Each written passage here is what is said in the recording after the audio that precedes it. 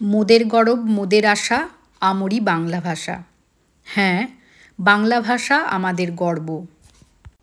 আজ আন্তর্জাতিক মাতৃভাষা দিবস। বাংলা ভাষাকে রাষ্ট্রীয় ভাষা হিসাবে স্বীকৃতি দানের উদ্দেশ্যে অনেক ভাষা আন্দোলনকারীদের রক্তক্ষয়ী সংগ্রামের মধ্যে দিয়ে যেতে হয়েছে, তবেই বাংলা ভাষা আজকে স্বীকৃতি লাভ করেছে। আর আজকের দিনে আমি সেই সমস্ত শহীদদের প্রতি বিনম্র শ্রদ্ধা জানাই, যাদের রক্তের বিনিময়ে আজকে বাংলা ভাষার মর্যাদা অক্ষুণ্ণ রয়েছে।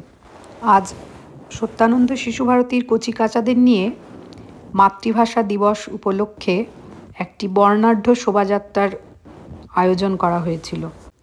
আর এই অনুষ্ঠানে আমন্ত্রিত হয়ে সেই শোভাযাত্রায় পা মেলাতে পেরে নিজেকে অত্যন্ত ধন্য মনে হচ্ছিল। আর এই বর্ণাঢ্য শোভাযাত্রায় দুবরাজপুরের পুলিশ প্রশাসন শুরু থেকে শেষ পর্যন্ত অংশগ্রহণ করে তাদের সহযোগিতার হাত বাড়িয়ে দিয়েছিলেন।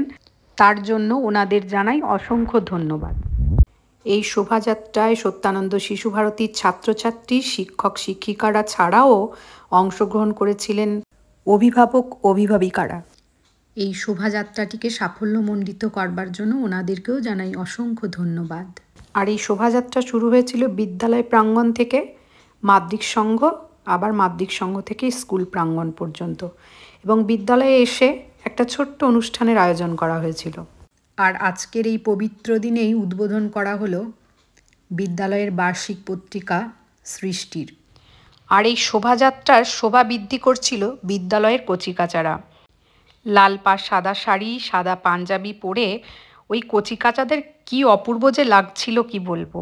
আর আজকের দিনে এত সুন্দর একটি সুপরিকল্পিত অনুষ্ঠান উপহার পাওয়ার জন্য ধন্যবাদ জানাই সত্যানন্দ শিশুভারতীর সকল শিক্ষক শিক্ষিকাদের।